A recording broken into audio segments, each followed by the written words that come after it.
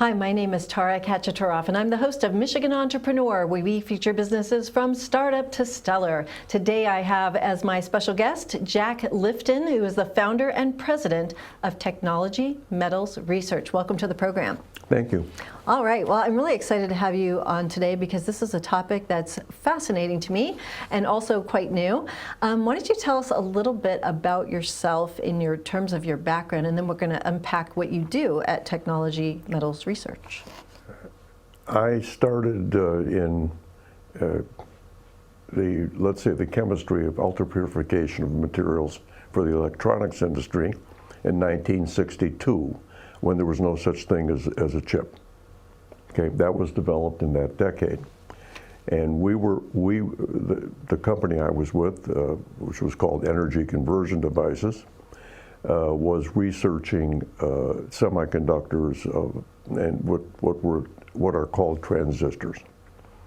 And my job was to find out what chemical elements added to the transistor would affect it and how it would affect it. So I had to ultra-purify chemicals or metal elements of all types. And the very first thing I did was the element dysprosium, which you've never heard of. I have never heard of that. Which is the critical material for rare earth permanent magnets. It had then been commercially produced for 24 months, and I was among the first people ever to look in the United States ever to look at it for a commercial purpose. Didn't work, by the way. But the point is, that was my first experience with rare earth elements, and that was 63 years ago. So I've been working, I was a researcher and research and development for about a decade. And I went from here to California to the aerospace industry. And then I got the bug to have my own company. And I went into chemical engineering and metallurgical engineering. And I wound up as the CEO of a small supplier to the automotive industry. I retired in 1999. And at that point in time, the editor of a journal called me and said, "Can you write us an article on rare earths?" Because he knew I knew something about it. I said, "Sure, okay." So I wrote something and forgot about it. And then he called me a week later. He said, "Listen, next week it's going to be gallium." I said, "Next week?" So anyway, We're doing a series. I've been doing this for the last 24 years. Can you define for us what a rare earth element is? Yeah, a rare earth element are the elements in the periodic table from element 57 to element 71. Now, oh, are they really defined that way, 57 to 71? I did not know that. Those are considered REs. Of course they are. No, I know. I didn't realize that was the point. That was the actual the term definition. Rare earth is a term of history, of art. It's meaningless. Okay. It turns out that when these elements were when the first one was discovered,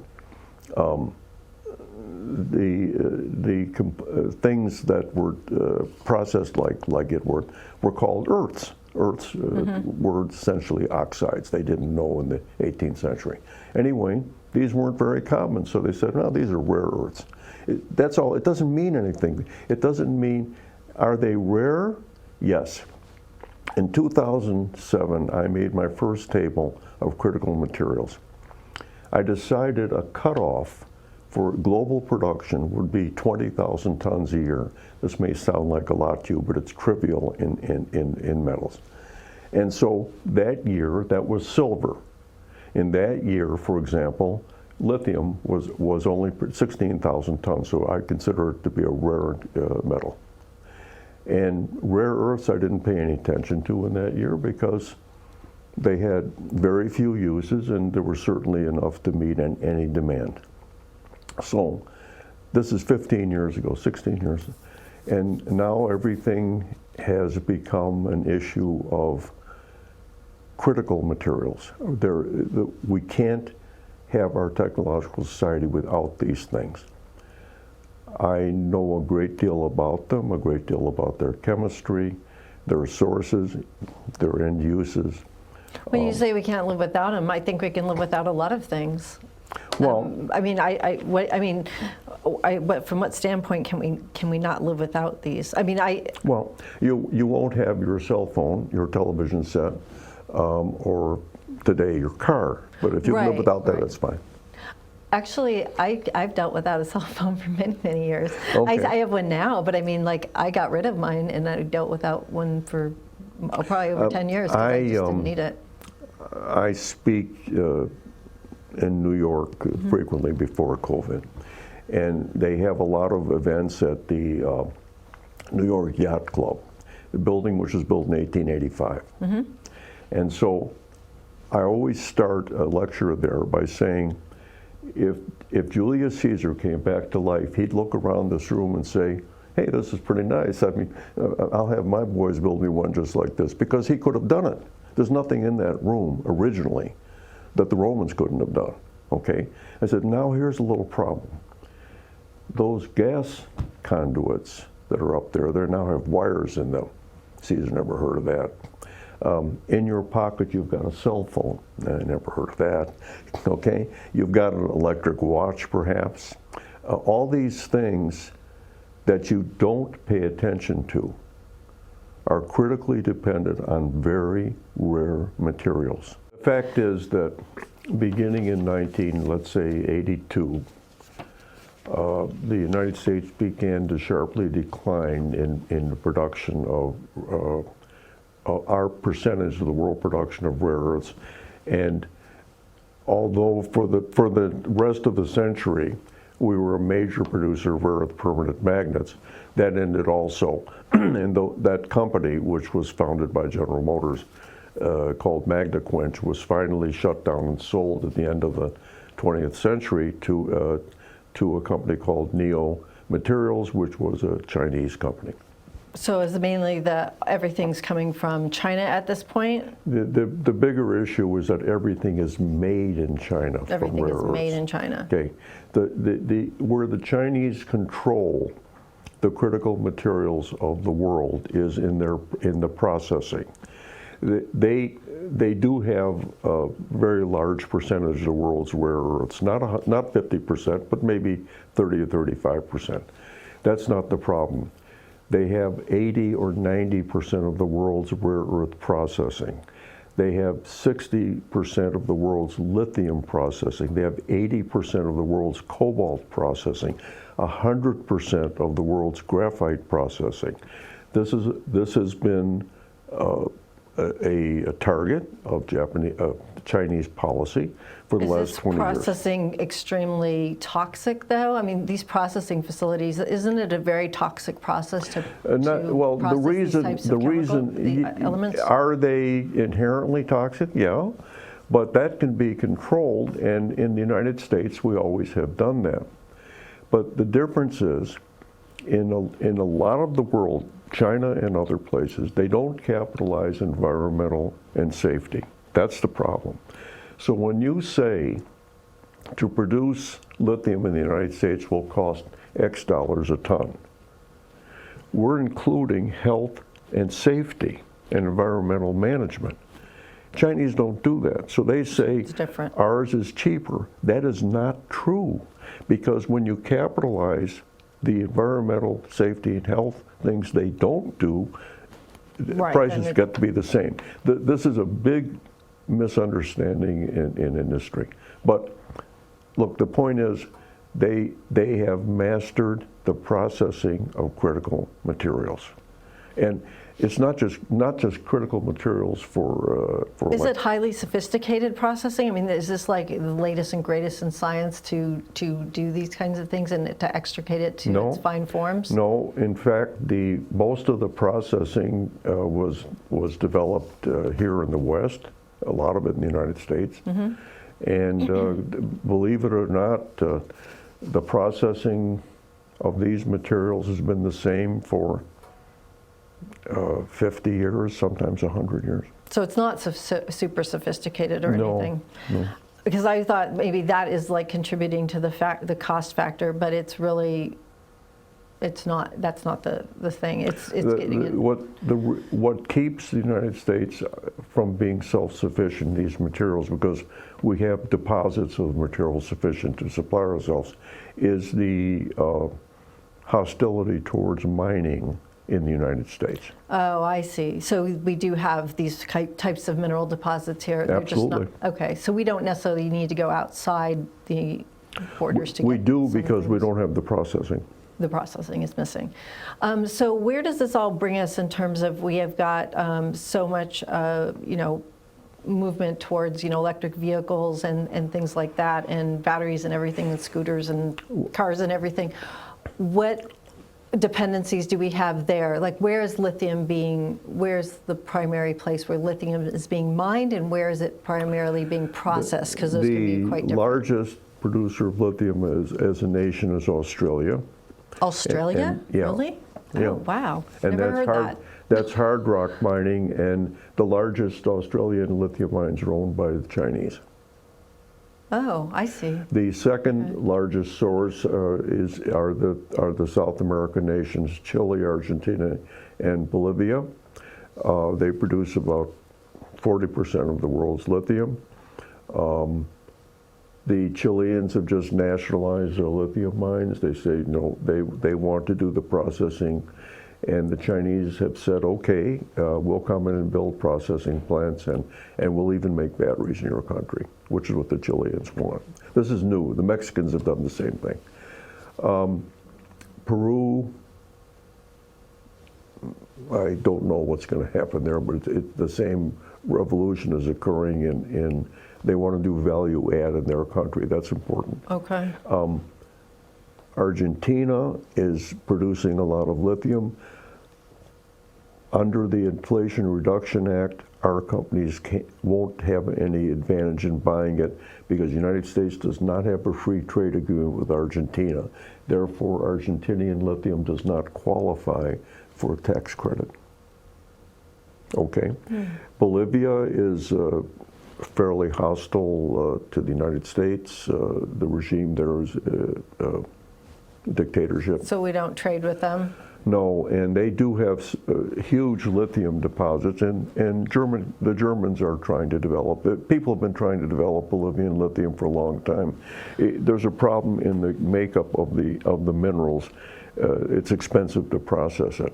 But German companies are in there now trying to do it. Are these deep mines that these No, are no. The mines in Australia, for example, are normal mines. They're underground, but that doesn't mean they're super deep. But in South America, the material is produced from brines, it's actually, the material is in a liquid form. Oh, at surface. I see. Oh, So okay.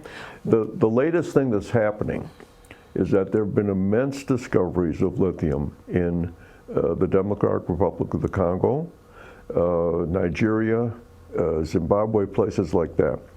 The Chinese are in there developing, but lately the UAE and the Saudis have gotten involved in that, and the United States has said in the last month or so that it would like to do business with the Congo. As you might know, we have not been doing anything in the Congo because of conflict mineral issues, but the U.S. is negotiating now to resolve that. So where, because obviously lithium goes into battery technology. Where are we sourcing? Where's the U.S. automotive sector sourcing their batteries from? The majority would be from China because China produces completely built, and shipped to put in China cars. produces maybe 3/4 of the world's lithium-ion batteries, and the balance are made in Japan and Korea. So it's one of those places the batteries are coming from, typically. So the aftermath of a battery in a car, has to be, it's a toxic mess, right? What happens when a battery is no longer used? What's the processing thing? Are they shipping them back to China for a reprocess? What happens to the life of a battery in a car? There are companies. Again, this has been a small business up till now. It's enlarging rapidly. the lithium-ion battery in a car is warranted for 8 years. So there hasn't been a big flow of scrap yet, okay?